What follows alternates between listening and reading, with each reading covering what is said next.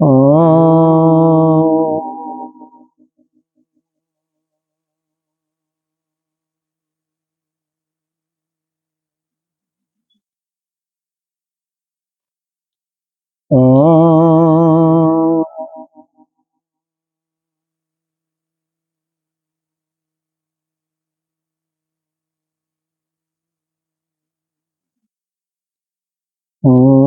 सहनावतु सहनो भुनक्तु सह वीर्यं करवावहि तेजस्विनामधीतमस्तु मा विद्विषावहि।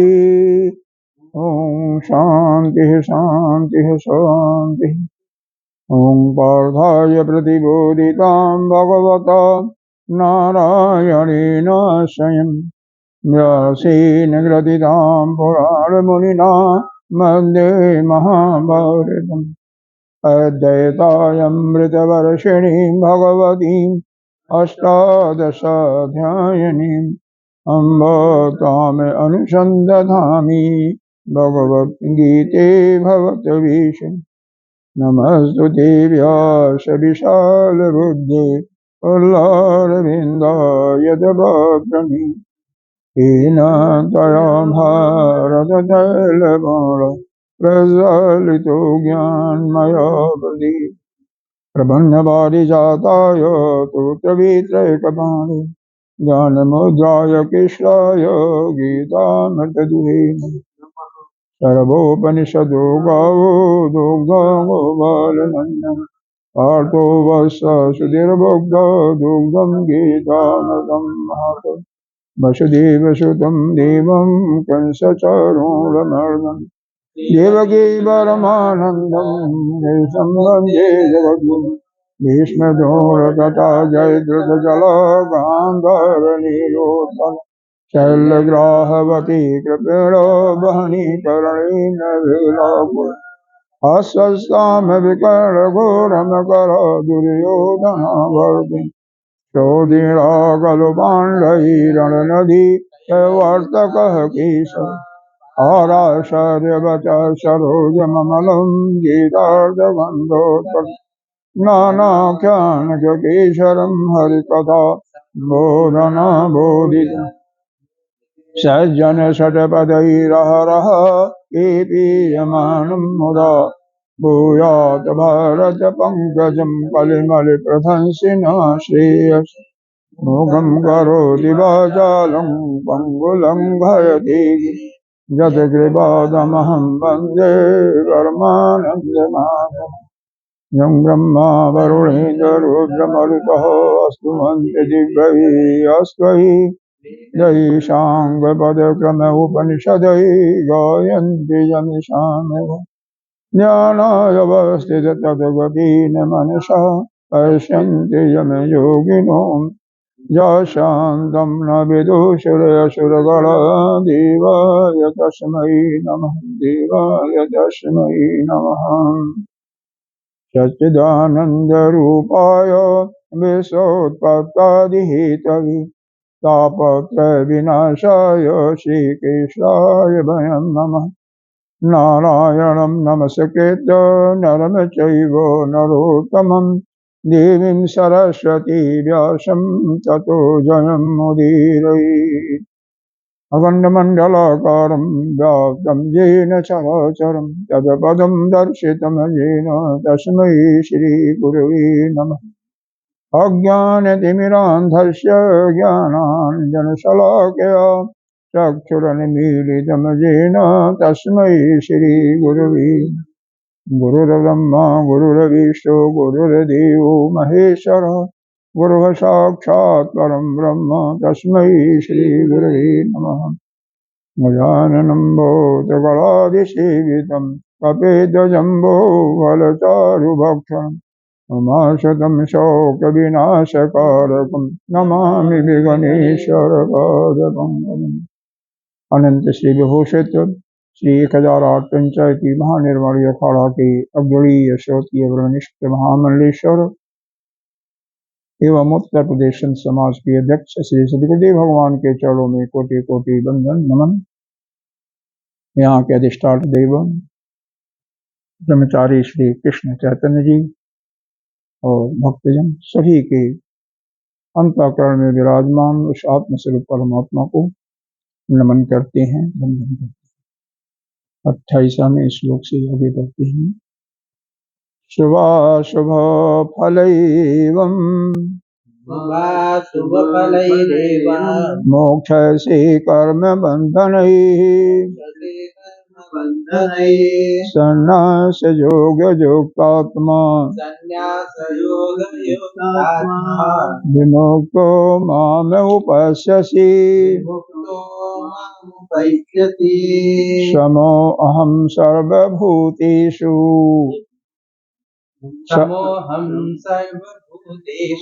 न मे देशोऽस्ति न प्रियः ये भजन्ति तु मां भक्त्या ये तु मां भक्त्या मयि ते तेषु चाप्यहम्।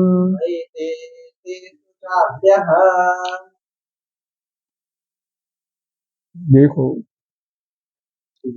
हम जो भी कर्म करते हैं, चाहे अच्छा हो या बुरा कर्म हो, वह सभी कर्म बंधन के कारक होते हैं, क्योंकि पूर्ण भी रहता है शेष तो भी हमें जन्म लेना ही पड़ता है, और पाप रहेगा तो लेना ही पड़ेगा। तो शुभाशुभ फल एवं मोक्ष से कर्म बंधन ही, लेकिन जो यही कर्म जो परमात्मा को समर्पित कर देता है, यही कर्म क्या हो जाते हैं, जो बंधन करने वाले हैं, बंधन को देने वाले हैं, वह मोक्ष को प्रदान करते हैं। संन्यास योग युक्तात्मा, संन्यास मतलब सब कुछ त्याग करके, सन्यासी सब कुछ त्याग देता है, क्योंकि उसके अंदर सबसे बड़ी बात है कि शरीर से कोई तादात्म्य नहीं रहता। जो उसका अर्थ है उसको बता रहा हूँ। अब ये मत कहना कि अमुक आदमी तो फिर भी वो है, उसकी बातें नहीं है। संन्यास का मतलब होता है त्याग, सीधी बात है। जो त्यागी नहीं है उसको सन्यासी नहीं कर सकते। लेकिन जो कपड़ा पहन लेता है गुरु के शरण में, तो कम से कम घर का तो त्याग किया, अपने घर का त्याग किया, अपने परिजनों का त्याग किया, किया कि नहीं किया? कम त्याग थोड़ी है। घर को त्याग दिया, परिजनों को त्याग दिया, ये वो न उसके बच्चे होंगे, छोटे होंगे, बड़े होंगे, बहू होगी, पत्नी होगी, सब कुछ त्याग दिया ना, एक तरीके से इस जन्म का तो त्याग दिया। तो जिसके अंदर भी त्याग की भावना होती है, कोई भी। अब वैष्णव संत होते हैं, वो तो सफेद कपड़ा पहनते हैं, लेकिन त्याग करके ही तो संत बने हैं। तो कोई भी है। और कुछ गृहस्थ भी ऐसे हैं कि उनके अंदर त्याग इतना है कि किसी चीज को भी अपना नहीं समझते, सब कुछ त्याग। सन्यासी अरे गृहस्थ भी, गलती से कुछ और निकल गया होगा, जैन में भी बहुत बड़ा। तो जो भी जिनकी अंदर भी त्याग की एक पराकाष्ठा है, उसी को हम सन्यासी कहते हैं।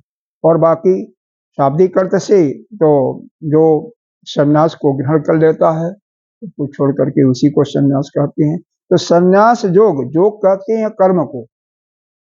तो यहाँ पर हालांकि योग का अर्थ आत्मा का परमात्मा से जोड़ना है, जो भी मुख्य अर्थ है, लेकिन यहाँ पर कर्म का मतलब जो कर्मों का त्याग कर चुका है। अब कर्मों का कोई कब त्याग करता है? जिसका परमात्मा में प्रेम हो जाता है, वही कर्मों का त्याग करता है। यानी जिसका अंतःकरण शुद्ध हो गया, उसको अब कर्म करने की आवश्यकता नहीं होती है। तो वह जो संन्यास योग, उसकी बात हो रही है।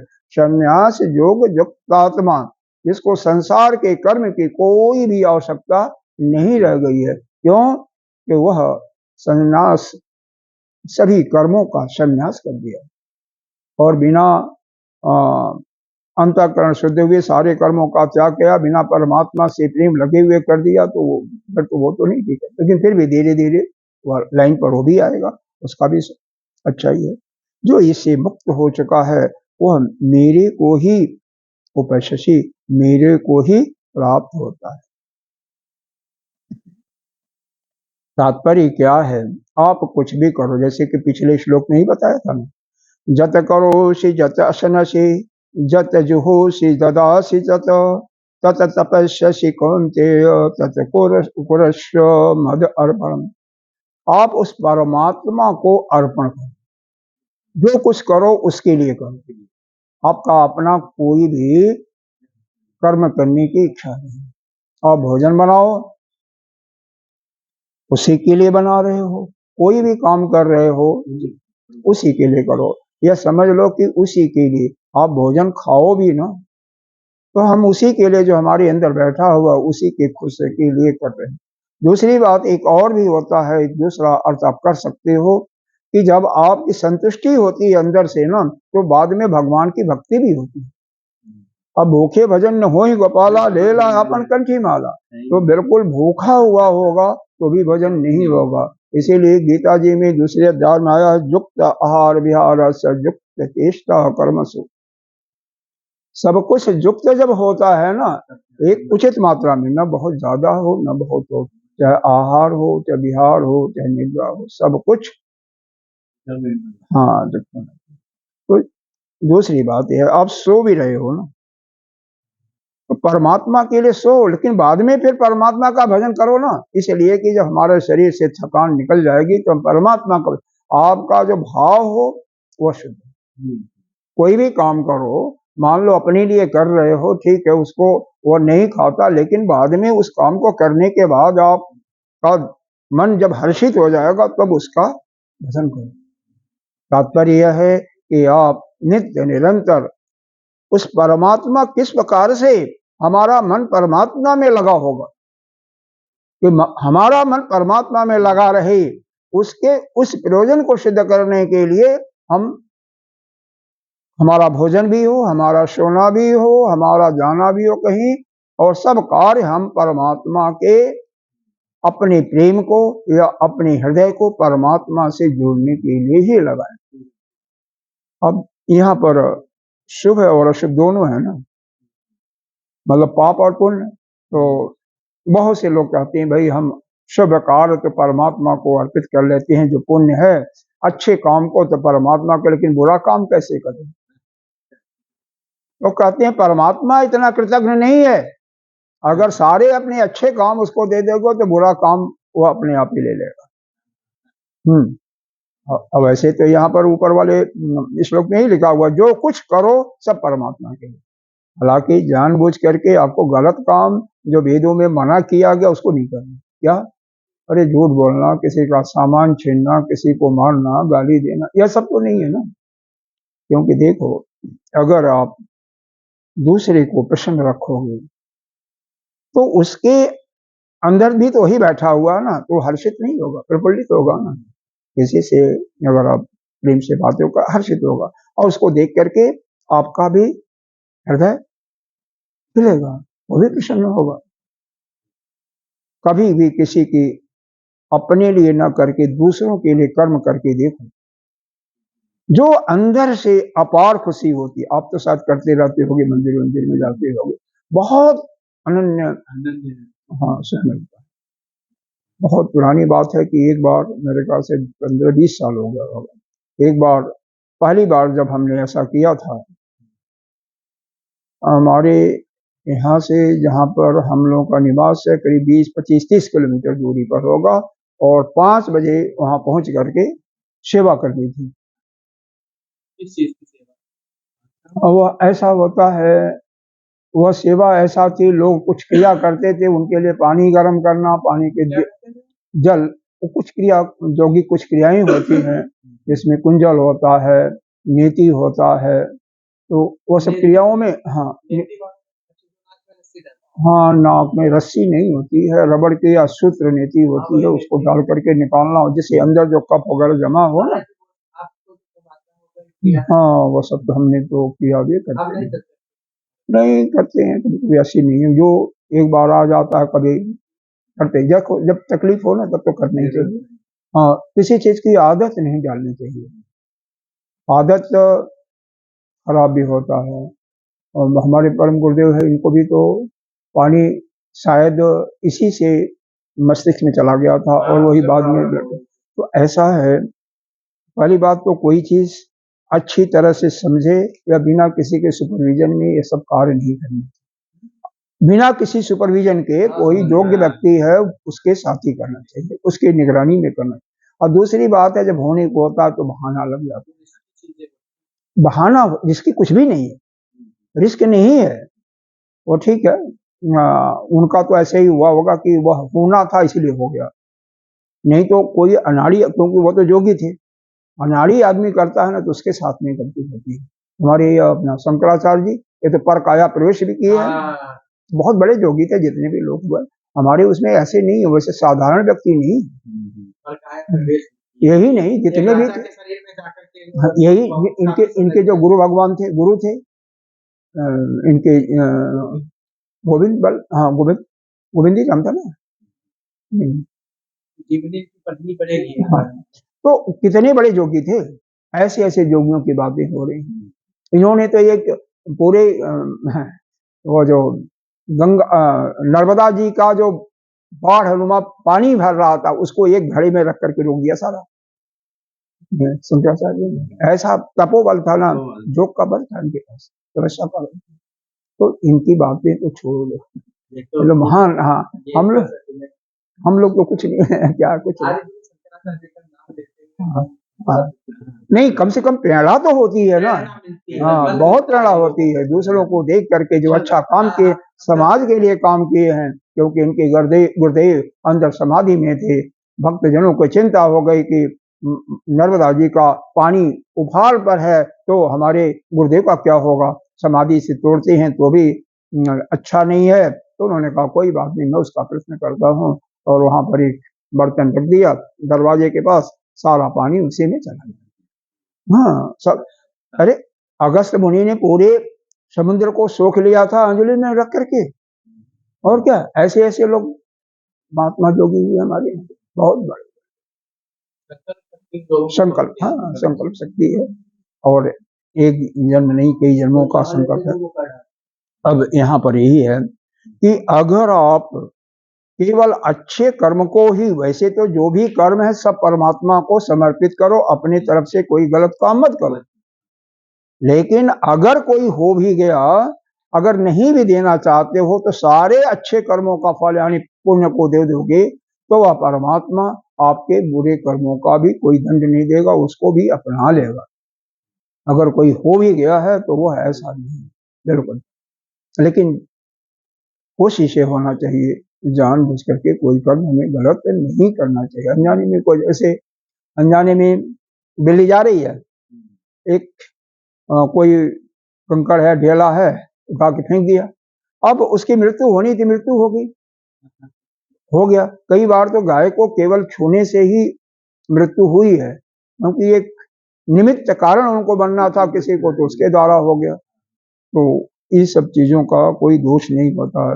जैसे मान लो एक रिक्शा पर आप चला रहे हो, रिक्शा हो, गाड़ी हो, किराए पर, तो किसी को अगर शराब खाने ले जाके छोड़ रहे हो, या जुआ खाने में, या कसाई घर में छोड़ रहे हो, किसी को मंदिर में छोड़ रहे हो, गिरजाघर में छोड़ रहे हो, तो आपको पाप पुण्य नहीं लगने वाला है, क्योंकि आपका तो कर्म अपना कर रहे हो। आप तो मीटर के हिसाब से जो पैसा बनता है या जो उसे आपका कंटेक्ट हुआ उतना पैसा लेना समा, आप तो डिस्टेंस के हिसाब से पैसा ले रहे हो, तो वह पाप पुण्य के भागी आप नहीं हो।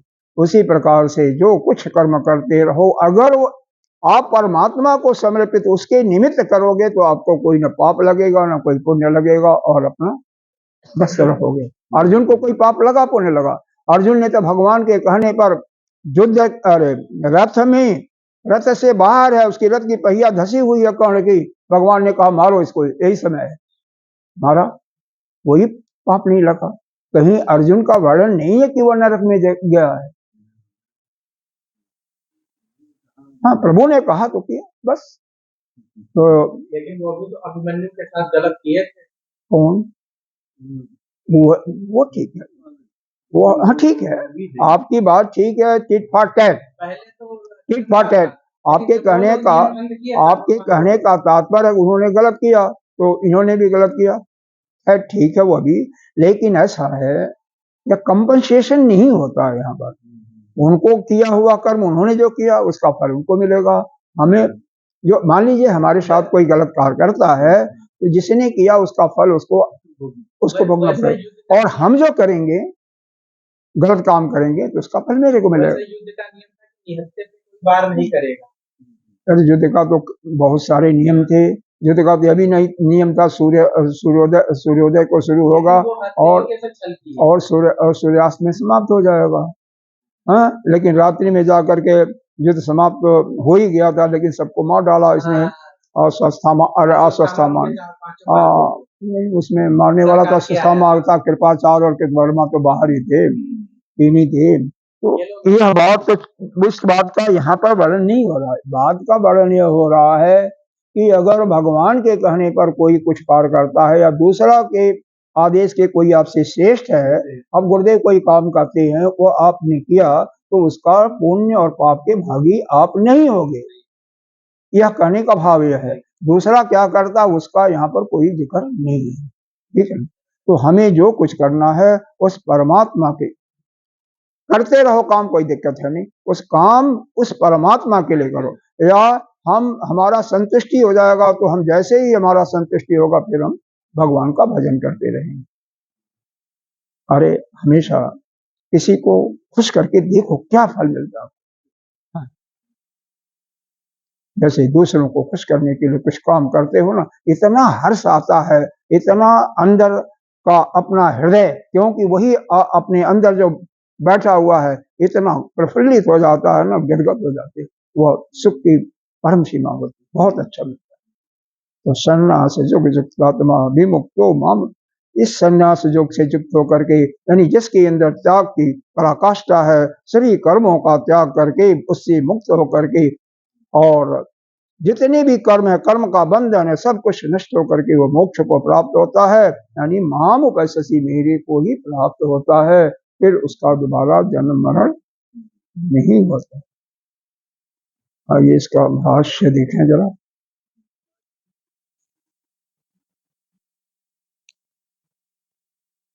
कर्म बंधन ही का अर्थ है कि कर्माणि एव बंधानि तैः कर्म बंधनी एवं मत समर्पणम कुर्वन् मोक्ष कुर्वन्। मतलब क्या है, जो भी कर्म करते हैं उसका बंधन तो है। अब देखो जो कर्म करते हैं, मतलब इसका मतलब आप पुण्य काम करोगे तो भी, और पाप का मतलब अच्छा करोगे तो भी बंधन है। पूजा करते हो तो पुण्य होता, पुण्य का काम, लेकिन आपको फिर उसका फल तो मिलेगा ना। कौन से भाव से कर रहे हैं ये भी, हाँ वही बात, वही तो बात है ना। इसीलिए थोड़ा कि भगवान को अर्पित करके समर्पित करके करो तो कुछ नहीं, तो भाव तो वहीं पर हो जाएगा ना। तो आप पूरा चीज ध्यान से सुना करो, यहाँ पर जो भी बात है भगवान को समर्पित करने की बात होगी, नहीं तो क्या होगा, आपके अंदर अहम के कर्तृत्व भाव आ गया, और उस कर्तृत्व भाव के अनुसार अगर कर्तृत्व नहीं है, देश से तादम में नहीं, तभी कोई कर्म का फल आपको नहीं मिलेगा। मतलब आप कर्ता मान करके अगर कोई काम नहीं कर रहे हो तो कोई कर्म का फल आपको मिलेगा ही नहीं, अच्छा हो या बुरा हो। और कर्तृत्व अभिमान से भी कर रहे हो लेकिन परमात्मा के लिए कर रहे हो, भाव अंदर है कि परमात्मा को खुश करने के लिए, या जैसे हम भूखे हैं तो भोजन कर रहे हैं, बाद में हम थोड़ी संतुष्टि हो जाएगी, क्षुधा की शांति हो जाएगी, परमात्मा का भजन करेंगे, किसी रूप से समझो, तो फिर उस कर्म का वह जो बंधन है बंधन नहीं होता है। और नहीं तो जितने भी कर्म होते हैं उनका कोई न कोई फल तो अवश्य होता है। इसीलिए एवं मत समर्पण करो, मेरे को समर्पित कर दो, समझ गए ना। हम जितना भी कम कर रहे हो, आ रहे हो, जा रहे हो, खा रहे हो, देखो हर एक स्टेज के लिए अलग अलग होता है। वह जो शक्ति होती है अब या जवानी की एवं प्रौढ़ावस्था की, वह शक्ति जब नहीं है, अवस्था दूसरी हो गई है, तो कम से कम यह कार्य तो बड़े आराम से हो सकता है ना, इसमें करना नहीं है। भगवान ने यह भी नहीं किया कि ऊपर वाले श्लोक में जत करोसी, जो कुछ कर रहे हो उस सबको, हाँ जत दर्शनार्थी, जो खा रहे हो, जो कुछ खा रहे हो, क्या खा रहे हो इससे कोई लेना देना नहीं है। यज्ञ है, यज्ञ कर रहे हो, जब जुहोश माने यज्ञ करना होता, ददासी कोई दान दे रहे हो किसी को, जब तपस्यासी तपस्या कर रहे हो, वह सब कुछ मेरे को अर्पण करके करो ना। तो उसी के लिए जब वो अर्पण करोगे भगवान को, इसका मतलब आपको फिर कोई शुभ अशुभ फल नहीं होगा, नहीं तो करोगे तो क्या होगा, फल मिलेगा, यानी पाप अर्पण होगा। तो यही जब आप मेरे को अर्पण कर दोगे तो आपको शुभ और अशुभ किसी को फल नहीं मिलेगा। क्योंकि अगर पुण्य भी ज्यादा रहेगा, जरा सा भी आपका पुण्य रहेगा, ज्यादा नहीं कुछ भी रहेगा, क्योंकि पुण्य का यहाँ पर कंपनसेशन नहीं होता है।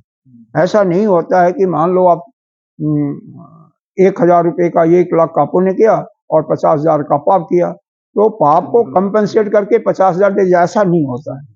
ये बढ़िया वाला काम नहीं है।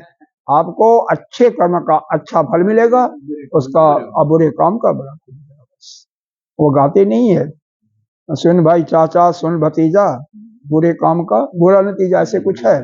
अब जो गाते होते हैं उनको, तो हर एक कामों का अलग अलग होता है। यहाँ पर बात यही है कि जो कुछ करो परमात्मा को समर्पित कर दो, तो वह फिर वह कर्म आपका बंधन नहीं होगा। अच्छा, यहाँ पर मोक्ष से का अर्थ दिया है, स अयम संन्यास योगो नाम संन्यास च असौ मत समर्पत्या कर्मात् योगः स असौ इति तेन संन्यास योगेन युक्त आत्मा अंतःकरणम जस्य त्व स त्वम।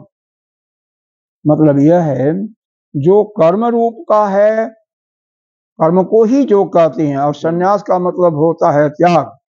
तो यह जो भी कर्म जो होते हैं, उन कर्मों का जिसने पूरा त्याग कर चुका है, और फिर कैसे, अगर नहीं त्याग किया तो मेरे को समर्पित करके उस कर्म से निवृत्त हो गया है।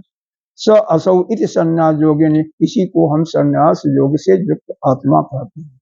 क्योंकि कोई भी जब तक कर्मों से मुक्त नहीं होगा, तब तो वह ज्ञान मार्ग पर या पूर्ण रूप से भगवत समर्पित नहीं हो सकता ना। अंतःकरणम जस त्वम सह त्वम संन्यास योग युक्त आत्मा सन विमुक्त, कर्म बंधन से मुक्त हो गया। अब पतिते च अस्मिन शरीर, इसी शरीर में रहते रहते वह कर्म के बंधन से मुक्त हो जाता। सीधी बात यह है, जो कुछ कर्म करो बाबा परमात्मा के लिए करो या उनको समर्पित करो, भाव होना चाहिए। अब कल ही आया था ना, ये क्या था, पत्रम पुष्पम फलम तोयम आया था ना। तो जो कुछ है, देखो आप एक पत्र को पुष्प को तोड़ने जाओगे तो परिश्रम भाव होना चाहिए ना। आपका भाव यह है कि हम भगवान के लिए कुछ करें, या कोई हमारे श्रेष्ठ है उसके लिए कुछ करें, यह भाव ही आपको फल देने वाला। वहां पर कीमत बढ़िया नहीं है भगवान, और न कोई संत है उसमें, केवल प्रेम, जो जितना प्रेम करेगा उतना ही उसको फल मिले। उसमें यह भी नहीं है कि पहले अब अगले श्लोक में क्या आता है,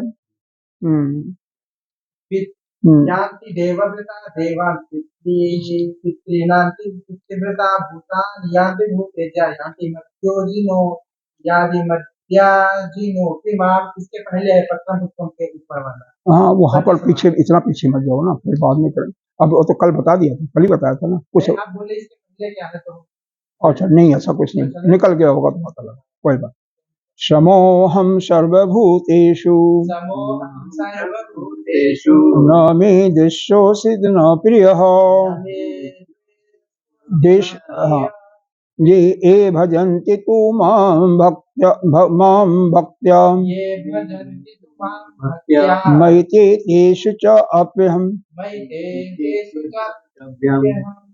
अर्थ सीधा साधा है कि मैं सभी प्राणियों से एक सा व्यवहार करते हैं। जैसे आप देखो कि हमारे गुरुदेव हैं, सभी जितने भी हैं, कोई भी है उससे एक समान ही प्रेम करते हैं। न मैं देश से न प्रिय, न तो मैं किसी से द्वेष करता हूँ, न किसी से प्रेम करता हूँ। सबके साथ एक जैसा बर्ताव करते, सबके साथ हम सब हैं। अब सुनो, जब भगवान ऐसा कहते हैं। कौन कहने वाला है? वासुदेव कृष्ण, यानी भगवान बोल रहे हैं। इसके पहले क्या आता है? श्री भगवानो वाच। तो हमारे अंदर जब वही विराजमान है साक्षात, तो हमें भी तो ही करना चाहिए ना। ठीक है, अपने संस्कार पुराने उसके अनुसार जो है नहीं होता, लेकिन धीरे धीरे प्रयास हमें करना है।